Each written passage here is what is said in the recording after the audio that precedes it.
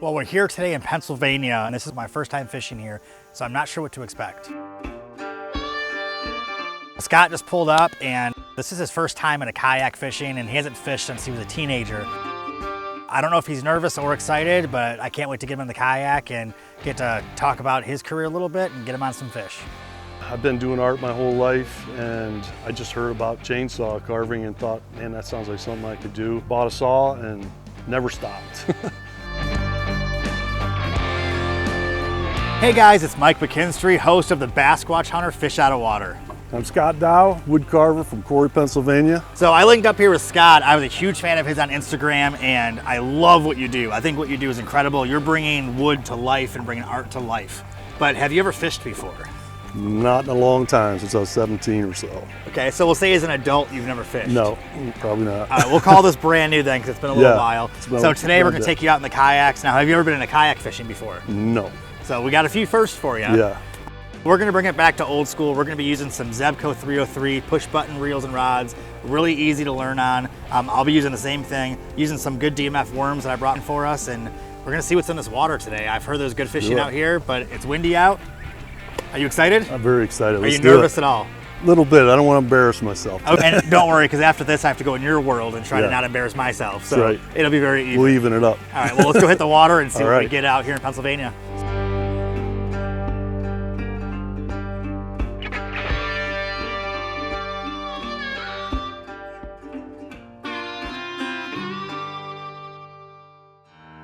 Today I got Scott in the Feel Free Dorado 125. Scott's a pretty big dude, so I want to make sure he's comfortable, stable, and has a lot of room. All right, so you pedaled all the way across the lake already. How did it feel? About like I expected, because I didn't know what to expect. But it felt normal, yeah. It felt stable, comfortable. We're gonna start out with the good old Zebco 33 Platinums. Like, these are just the good old push buttons that we all started out on when we were younger. First thing we'll do is we're gonna undo the hook, which is on the bottom right there. Perfect. And then we're gonna put the rod right in the rod holder so it's out of the way and safe, just like that. Gotcha. There you go. Okay, so now we're hands-free, so that's why I love the rod holders. You're not afraid of worms, right? Nope. Okay. You probably deal with worms with woodworking a little bit, right? But yeah, a different kind of worm. All right, well, we got our Basquatch Edition worms here, so hopefully it'll bring us good luck here in Pennsylvania. Here's the trick to the worms. We never use a full night crawler, but we're gonna pinch the worm off. So we're gonna put it through once like this. Okay. We're gonna put it through twice, and then the third time we put it through, we're just gonna leave a little bit of a tail and then just pinch it off like that. Gotcha.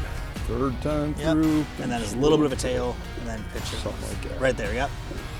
There you go, perfect. Yep. We wanna try to use the worm to catch the fish, not use the worm to lure the fish and lose them. Right. So that looks Makes perfect. sense. So then once you get that, then just throw that in front of you so it's off the kayak. All right.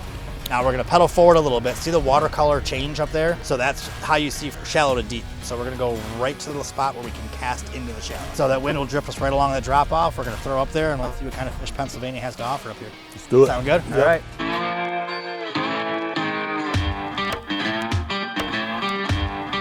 I feel like he's picking us up really fast. All right, I like the way this looks up here too.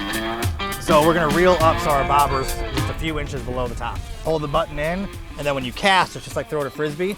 You're gonna throw a cast and let go of the button when the rod's pointing that way. Look at that. Look how easy that was. Yeah. You turn it once and then it locks it in. Clicked, all right. And then you can just let it sit. There's gonna be a lot of fishing today before we do catching, I think. Yeah. Just that this wind is not our friend. It's been a long time since I've been fishing, maybe 17 years old. Push button reel was super easy. Came right back to me once I got my distance down. I think I did okay. Scott's getting really good at the casting. He's accurate, he's casting long. I think he'll have good luck fishing today.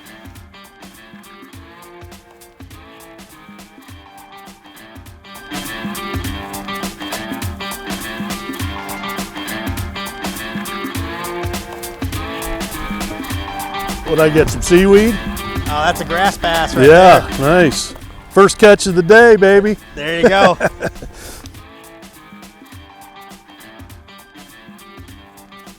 Well, we're about an hour in, we haven't caught fish yet. I'm starting to think maybe there's not fish in this lake. Well, we're about 60 or 70 minutes into fishing and I haven't caught a fish yet. And I always try to make sure we find out where they are so I can help the guests get a fish. But I looked over and it looks like Scott's bobber's going down. Hey, fish on. Look at the size of that baby, Mike. Oh, look at that, you caught bait. Fish on, man. I think it's a keeper. All right, Scott, you got your first fish. I'm not normally playing catch up in the fishing segment of the show, so Scott, watch out, I'm coming for you. All right, Scott, you got your first fish. I need to catch up now. A few casts later, my bobber went down, started dancing. You know what that means, I got a fish on. There we go. There we go. I got a nice little bluegill right there. So that's our target species right now, is nice little bluegill. There you go, buddy. All right, still got my worm. Me and Scott both have one fish. I gotta get Scott on a bigger fish though. We're gonna move to the backside of the lake over here. There's a lot of pontoons, a lot of docks, a lot of lily pads, which means a lot of structure and a lot of shade. We'll see if there's more fish over here. Look at that, as soon as the bobber hits the water, things starts going sideways.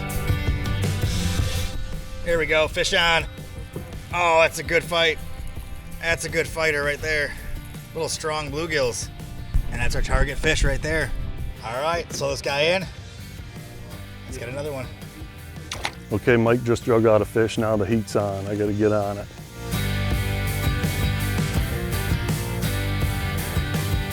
So the fish count is tied right now. I think we're both starting to get a little competitive and get a little comfortable with this lake here. So now it's time to catch more fish. So we found the spot on the northwest side of the lake. There's a canal underneath a bridge. There's no wind here, it's very calm. And we're gonna find some shady areas to find some fish. I went to art school, then I landed a job in the furniture business. I stayed there 15 years. So I found out about chainsaw carving. A couple days into it, I said, I'm gonna do this full time someday. Fish on. Look at that, Scott. Finally catching up with the perch. Got another one. I'm not used to the sunshine of the lake.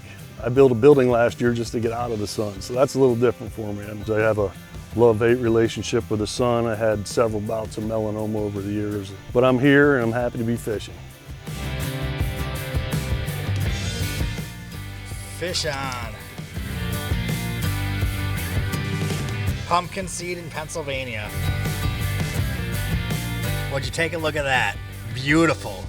My favorite freshwater fish. It is so pretty and beautiful. Look at the pattern. Look at that. I love it. Here we go. Here we go. This is the tying fish. And it's a perch. We're even.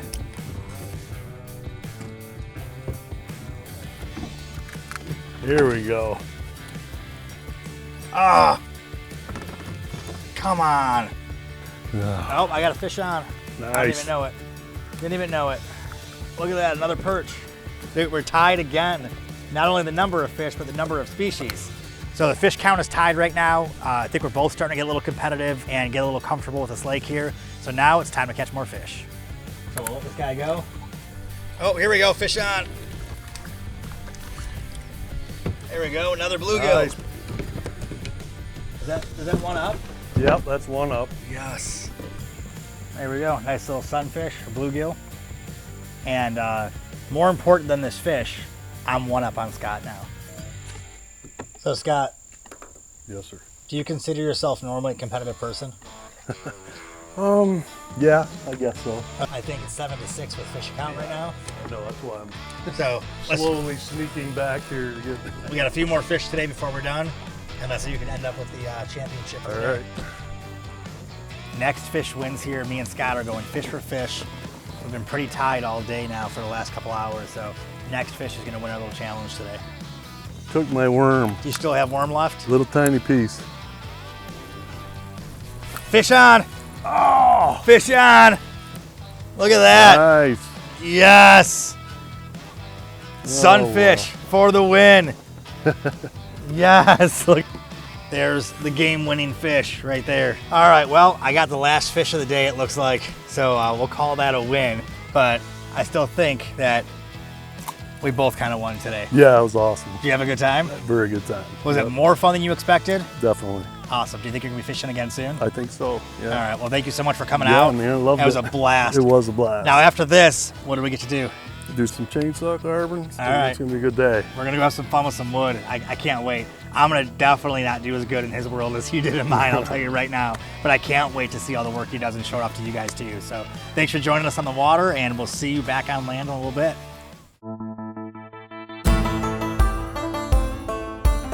Well, Scott did great in my world, caught a lot of fish. I think he fell in love with fishing, so I'm gonna go into his world today and see how I do with woodworking.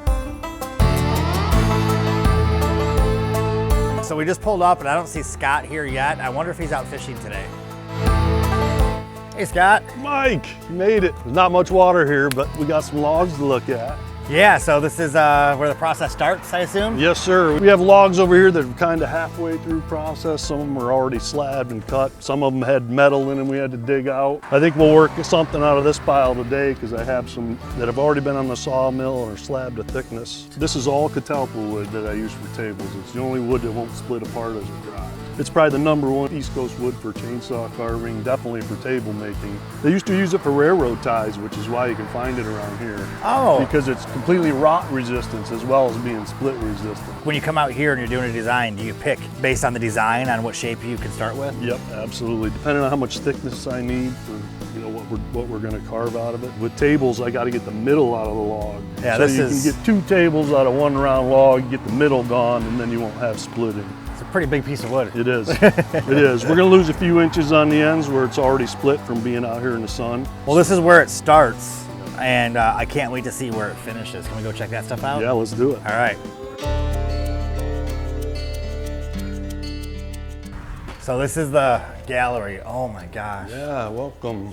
This is all the stuff I see on your website and your Instagram page. Some of it, yeah. So this piece right here is actually the first piece I ever saw of yours. I saw it on Instagram, came across my page, and I followed you immediately. I thought it was like machined, like CNC'd at first. Yeah. No. And then when I saw you did it by hand, right, and like almost primitive tools you used for this one, this is just, to see this in person is incredibly surreal. Thank you. Yes, this log, it was a big hollow. It was hollow up to about here from that end, and it was really big though. So, and it laid out there for about 6 months or so, and I looked at it, like what could I make without, because there wasn't enough material really. I could only get 1 tabletop. Yeah. So I'm like, I want to make it into 1 piece. So finally came up with this idea. I thought an octopus, I could wrap that outside of that hollow and work with it. And I guess it worked out. This is all 1 piece of wood, which is even more fascinating. Yeah. Like all the pieces up here, the tabletop, and underneath it is all 1 solid piece. Yep, 100%. That's incredible.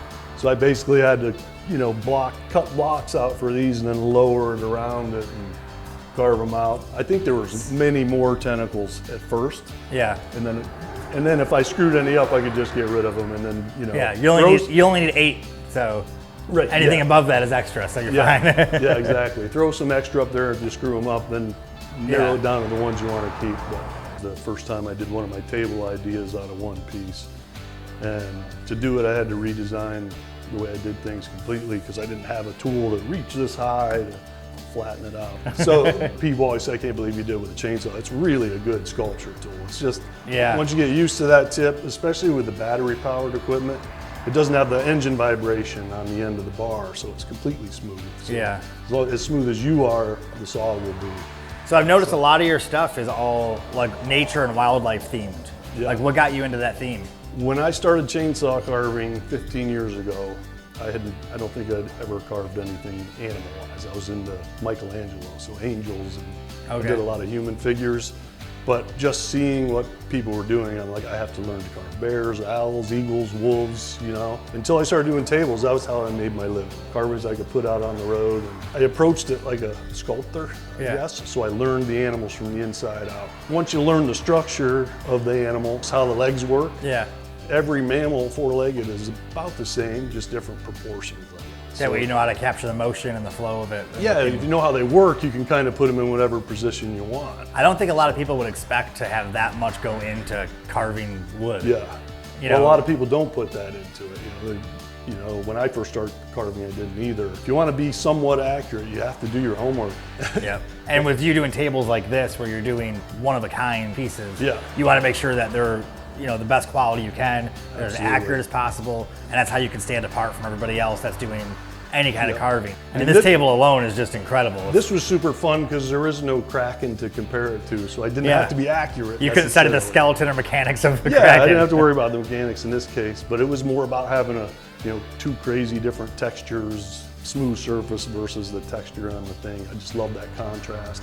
It's hard to get the scale. It's hard. That's actually what led me to start doing Instagram Reels, because I couldn't get one good photo to represent it. So I thought maybe you're like, you need to see the whole dimension. Yeah, exactly. If you had to pick a favorite piece in this whole room, what would your favorite piece be? That skull right there I loved quite a bit. I spent about a month on this thing. I was doing treatments for melanoma. I was doing this drug called high-dose interferon, and it literally made me go crazy over a course of a month. And I just happened to be working on this thing. It ended up in a ride to the hospital to Pittsburgh because I literally went crazy. But this piece was going on during that, and I sanded and it almost disappeared. It almost started. Yeah, there's some thin seeing the pieces light there. through it, and I'm like, I better stop right now. So this is a good reminder and representation of some of the things that you've been through and your journey. And there's a lot of. I got focused on this. I don't know. I was trying to block everything out. Yeah. Maybe I'm not sure what it was, and I just couldn't stop working on this thing. So the fact that it made it, and so did I, I'm pretty happy. Once I did this, I thought, well, I think I can do anything, Yeah, well, once you overcome what you've overcome outside of woodworking, you're like, now nothing can stop me. Let's see where you can push it. And woodworking's what got me through it. Just being sick from it, I came anyway. So it got me through, it gave me a purpose, I had a log pile out there, and I'm like, I'm gonna get through this log pile one way or the other. And it's beautiful and it's inspiring to hear like how that motivates you, like the therapy of it all. And that's how I got into fishing the same way, where it was just my escape. It was my therapy. Yeah. And it was one of those things where no matter how bad life got, I had that. Yep. And it's like and something you're into that much puts you in a meditative state where you can get out of your head. 100%. Because I had so much anxiety and everything from what I was going through that I couldn't shake it for a while, but when I got to work, I could. Well, thank you for showing me the gallery. This is incredible work. I can't believe I get to see it in person and touch it finally. So what's next on the tour here? Well, let me put this guy away and I'll take you to the finish room. Seeing how the wood projects he does that I've seen online start out on these big logs and these big trees, I would never expect something like this turns into something like that. So this is where it all started, though. This is your first. Yeah, this was the original shop. That was a front porch, the chainsaws hung right there, and that was my whole space. Well, I'm starting to notice a common theme with all of your work, where you could look at it for hours and sometimes days, and maybe come back a week later and look at it again, and then a month later you'll always notice a little spot that maybe you didn't notice before. I feel like it's a never-ending, adventure. It is, but it's also that way for me, because I come in and it's like, oh, I could have done that a little better, So, but I like to give myself a few months for a project like this, at least. So you have time to have that revision process. Time to think it through, and I kind of knew what I wanted with these skulls on the edge, but I wasn't sure. Until you see it come to life, and start you're like, okay, drawing, and then what would fit and what wouldn't. And it's funny how every area we've been to so far, I start realizing the similarities between what we do, because I love fishing, even on the same body of water 7 days a week, and have a different experience. I could walk in here 7 days a week, I guarantee you're doing a different adventure, and I can look at your pieces every day and notice something different. This is amazing. I love this work, and I feel like there's just unlimited options that you could do in this place. I think so. There isn't a limit. I would say the limit would be your imagination, but there's not even a limit there. So I got to see where the wood started outside, and then I got to see the process, some of the finished pieces, and then this is where it ends before it's completely finished. Yep. And so what's next? I think we should go do some carving, show you the rest of the tools. I would love to. We get to learn how to do this? Absolutely. And you're going to trust me to do a piece? Why not? Okay. What could possibly go wrong? That's true. I did trust you with my fishing gear, so I guess it's fair. And you're the one that got caught in the bridge, not me. You got caught in a tree, though. A couple times. All right, well, I cannot wait to get started, and this is your comfort zone now too, so it's no longer me out fishing you. All right, so let's get started with some tools. Go make some fish. Yes. All right.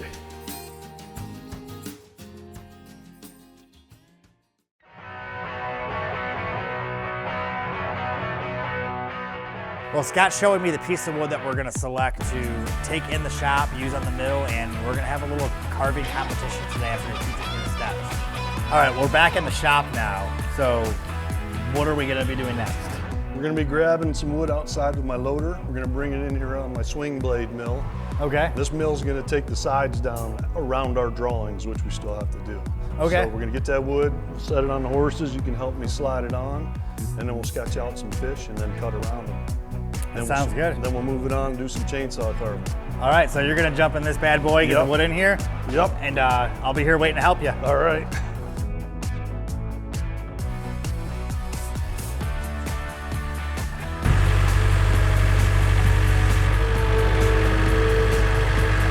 And I've walked in falling right behind him. Look at that skill.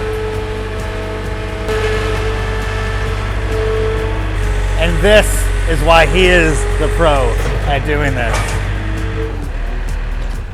Now I can maneuver a kayak, but I don't think I could do that. I would have taken this whole building down. I would have took this beam right here out. If you want to help me, we'll slide this baby around here. All right. Just watch your fingers when it goes down here. All right, well, we got to find out what we're doing here.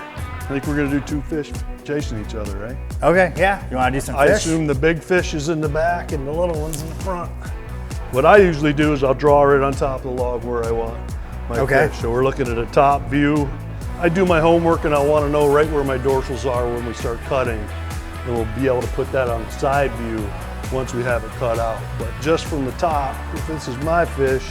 And they're both going to be swimming, I'm assuming? They're going to be one. This one's chasing that one. Oh, so it'll be going this way too. Yep. Then. Let's do a pike chasing a bass. Okay. You want a little S curve in them, you know, because that's how they get their movement. So a little thin tail comes out, a little fatter. Do it that way then. So to the top, it should work out. Yep. Okay, so we're going to cut the material as much as we can on this mill. We'll get rid of now. So we're going to try to cut right next to here, and then we'll cut flat on that side? Okay. Except we're cutting that side first, and then we're going to have to spin this. And these lines represent the way that saw is running. Close enough, and we can adjust it as we go. Okay. All right, we got to drop this saw down. Let me show you how to do that. So this is set pretty level. If I have to be really accurate, which we don't here, because we're going to leave some extra room for mistakes. Yes. I will get real close. We're going to go for probably 4.5 inches of thickness here for our tabletop. So we're going to go down first and find where we're at. So you push this button in. You spin this direction, you start to go down. Okay. And then when you get to where you want to be, just like a fishing reel, you click it a couple times to lock in. We're going to drop all the way to the 8, but let me get on my end, because if you drop your end first, the mill will come flying down there. Push that button in, we'll go all the way down to that 8. There you go. Go all the way down to the number 8.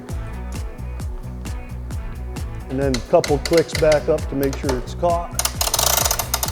All right, so we want a 4-inch tabletop. So I'm going to measure this blade right here to where it's hitting our base. And we are about 2 3/4. So you're going to go back to your crank, and you're just going to go straight up 1.5 inches.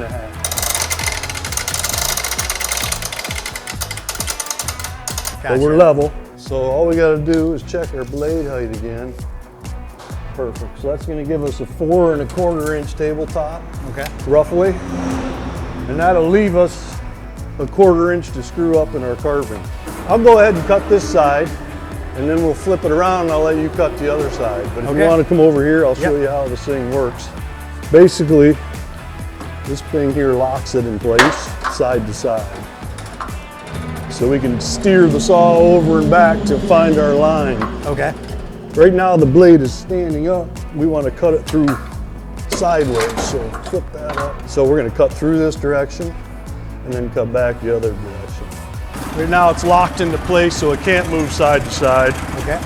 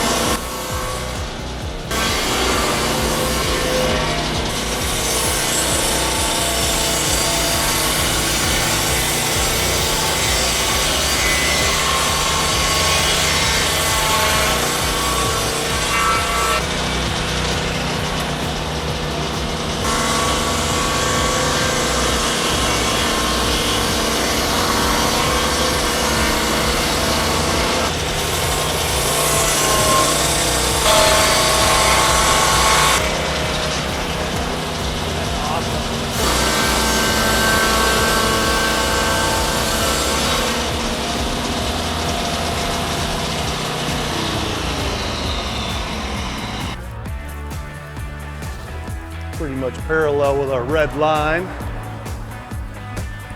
Okay, so let's go do this side and cut this one. Now I do have a little bit of a background working with some metals and some wood with furniture and everything, but I've never worked with machinery like this. I've never worked with a huge mill saw. I've never worked with a lot of the tools here. And honestly, I've never used a chainsaw besides cutting firewood. So this is all new to me.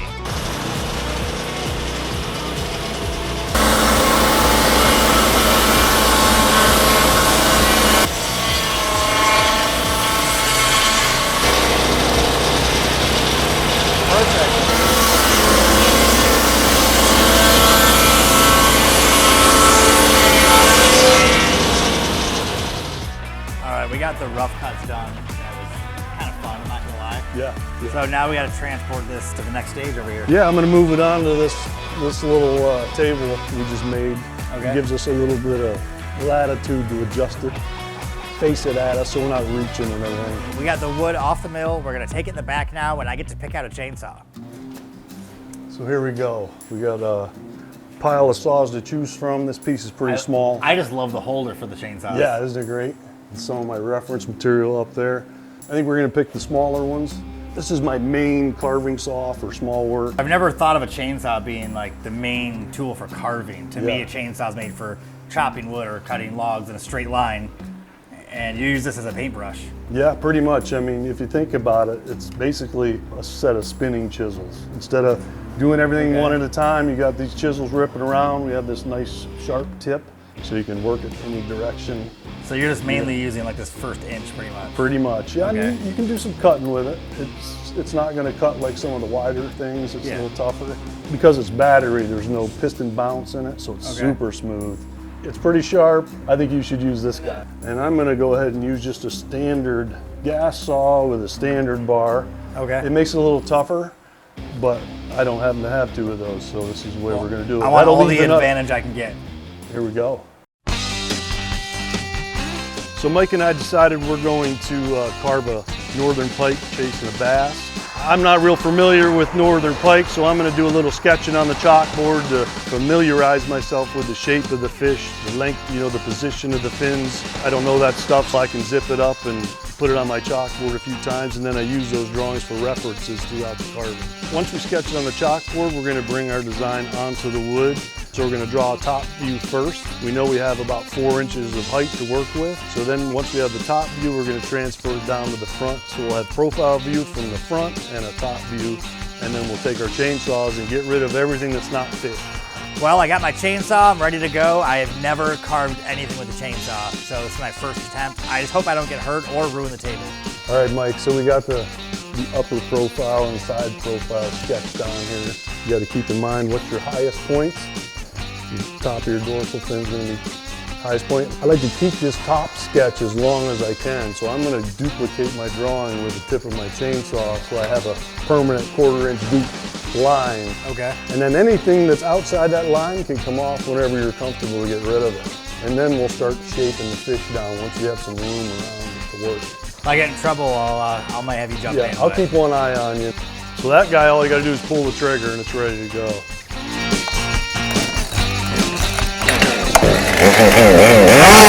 Ready? Let's go! All right. Mike and I are gonna start this carving at the same time. I'm gonna go my normal speed. I'm not racing, but I'm not gonna go slow. We'll go for a little bit and then I'll see where he's at, and if we need to catch him up, we'll get him caught up. Looking over at Scott, his side looks like a fish already somehow within like 30 seconds, and I'm still trying to figure out how to hold the chainsaw correctly. There's definitely a difference in experience here. So fast.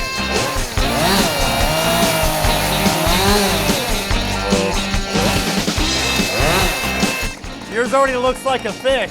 Starting to. I'm still on a block. I am absolutely not going to hold back after losing to Mike yesterday.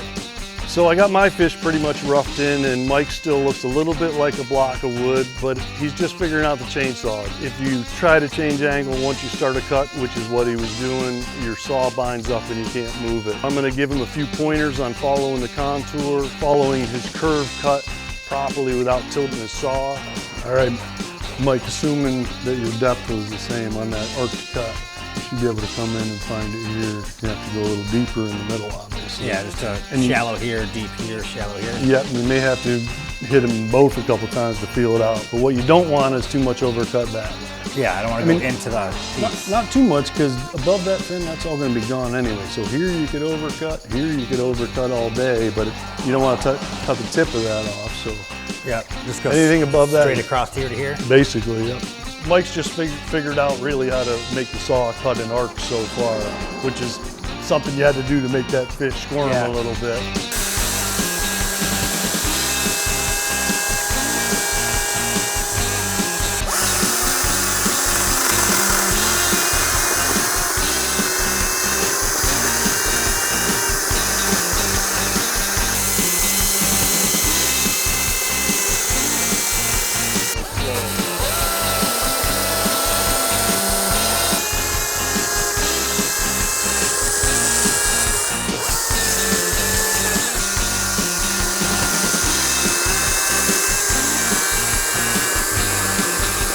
You're going to follow that line at an angle, like that.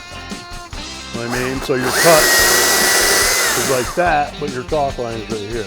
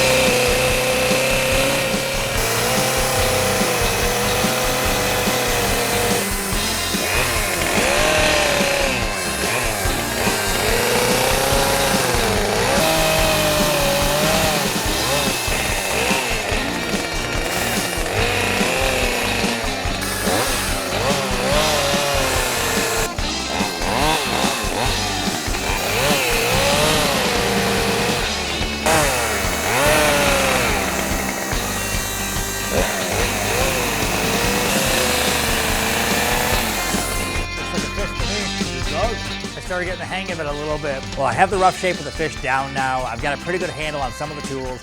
So now we're gonna start making some of the details, some of the fins, getting the thickness right on all the fins. And also we gotta do the eyes and the gills and little details that I didn't really know how to do in the wood yet. All right, let's get to work.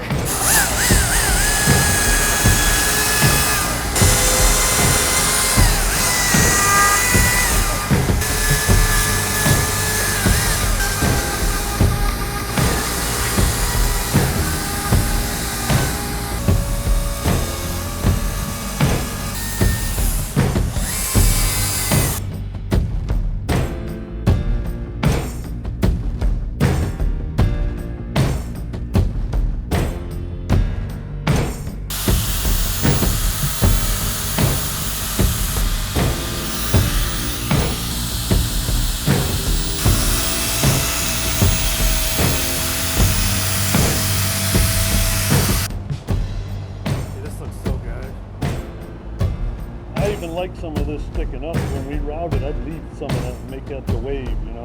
Oh yeah, like a little, oh, yeah. Yeah, It definitely. This side will take off. It's a little too thick right here, like this part right here. Well, when you do your wave, you can crack that edge. Yeah, this piece right here. Yep. Yep. All right, what's the next step? Move some of these tools off and fire this baby up. All we're trying to do is just drop it down to this height. I'll go around my fish, and then you can go around yours. In your case, you can leave this stuff and then take it off when you make your waves with it. All right, cool. All right. Sounds good. All we're gonna do is take this little bit down that we left in the middle from that original mill. We didn't dare cut into the tabletop. We might have a couple little mistakes to fix, but I think we can hide it in the water. So I'm just gonna take the bare minimum off to get us flat, and then we'll sculpt a little water and call it. Sounds good. All right.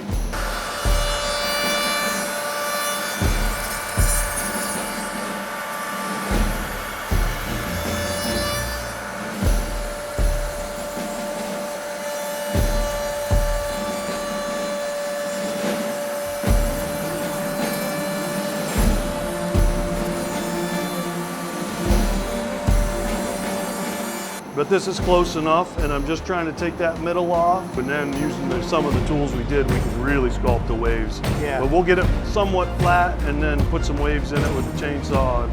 Sounds good. All right? All right, let's keep it making it flat. All right.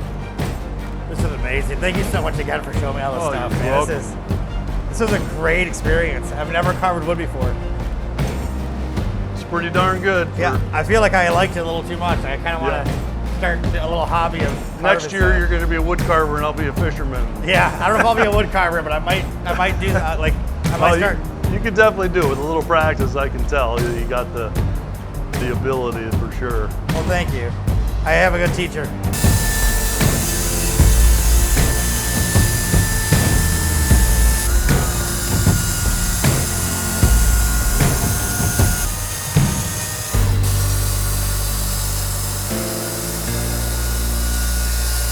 It just blows my mind that your paintbrush is a chainsaw. Yeah. Once you get used to it, it's like any other tool, you know? It's like a fishing rod. I guess, but I gotta tell you, as a fan of yours, I never thought I would see this in person, and to learn how to do this from you is an honor. So, I mean, thank you so much. Yeah, man, I'll never forget this. This is incredible. All right, well, coming into this, I didn't think we would get this far. So, not knowing how far we would get, I came up with a little surprise ahead of time, just in case. Okay. If I'd have known how good you were, we probably wouldn't even bother. But I'm proud of the form of it and everything, but I give you all the credit as a teacher for sure. My you first did time good. carving wood. well, anyway, I carved something for you just in case I this can't one wait to didn't see work it. out. So, I'll take you over. All right. All right, so we came in here earlier. Yes. And I didn't even notice this over here. So this is the surprise that you made for us. This is the surprise I made for you. I designed it after your name, the Basquatch Hunter. I can't wait to see it. Can we pull it off? Yeah, We'll do it let's together? do it. Yeah. All right, on three. Okay, 1, 2, 2, 3. Oh my gosh. Look at this. So the Sasquatch is all carved out of one piece of wood, and then I sliced his head off and took 4 inches of wood out. Okay. Look So at him staring cross-eyed at the bass, too. This is amazing. Is this the first Sasquatch-themed desk or table you've ever made? It is. Yep. So it's one of a kind. One of a kind. Yeah, I definitely didn't expect anything like this. I mean, I brought you some custom-made coasters. Yeah. I thought that was pretty cool. I'll give you a fishing rod. Right. But this is incredible. And after you just taught me how the process works to make tables, I can appreciate this even more because I know the time it took to do this and the thought process of doing this. I mean, this is incredible. This is such a beautiful piece, and it's such a great example of some of the custom work you can do here, too. So there's literally no limit. It's like the imagination There really isn't isn't. your limit because you can go past that. Sometimes there's limits with if you want to do everything out of one piece of wood, like that crack in the table. Yeah. Took such a big piece of wood. This would have been impossible out of one. Other than that limitation, once you start putting things together, the sky's the limit. And we got Seth. That's the name of our Sasquatch. Is Seth. Seth? All right. Yep. So we got Seth Squatch staring down his bass right here. This is amazing. Scott, thank you so much. Yes. Thank you. So how long did it take you to make this table? I probably got close to a week in it total, got finish and everything. First thing I did was carve the Sasquatch all out of one piece of wood. Carved the head and the body. I had measured out the height of the desk and everything previously. Then I took it over to the orange bandsaw, which we didn't use, and I took 4 inches out from here to here. Then left just the room for the tabletop to get it squished back in. Everything on this guy's pretty much what we just did with chainsaw, the textured chainsaw. This is all the hairs on the chainsaw? Yeah, all the hairs on my the God. chainsaw, the What toes. kind of wood is this? It's catalpa. Oh, is it same? Okay. Same as the rest of them. So this is the natural clear finish. And all this is all chainsaw detail? Yep. Even the toenails. And I don't bother getting down there with Dremels and stuff. If somebody would have told me that you could do like art, like fine detail art with a chainsaw, I would never believe it. I'm like, no way. It's a great tool. Yeah, you know what? You taught me that today, and you taught me a lot today, and this is great. And you know what? Not just your work, professional, or anything, but I had a great time talking with you. It's some great conversation, and man, this is one heck of an experience. Thank you again. Same for me. Yeah, thank you. And I think you fell in love with fishing Yes, I did. for the first time in the last 40 years. You know, Absolutely, so that's great. Well, make sure you guys check out scottdowart.com, and you guys can order your own custom tables and desks and sculptures and everything else. Plus, he's got other things in the gallery for sale as well. So check them all out there and on socials, right? Yep. Yeah, it's all made right here in Pennsylvania by hand. You can't get more USA made than this. This is incredible. Make sure you guys check them out. Or he might be fishing. So he's Yeah. on the table. You know, my fault. Gone Sorry. fishing. I had a great time fishing with Scott, and I never would have known it was his first time fishing as an adult. He did so well. He had a lot of fun. We got pretty competitive too because he was doing so well. And then coming here to his world today, I mean, I could hang out here all day. He loves what he does. I love what I do, and this is what it's all about. So Scott, thank you so much for coming on the show. Thank you for falling in love with fishing right in front of me, and thank you for letting me fall in love with what you do too.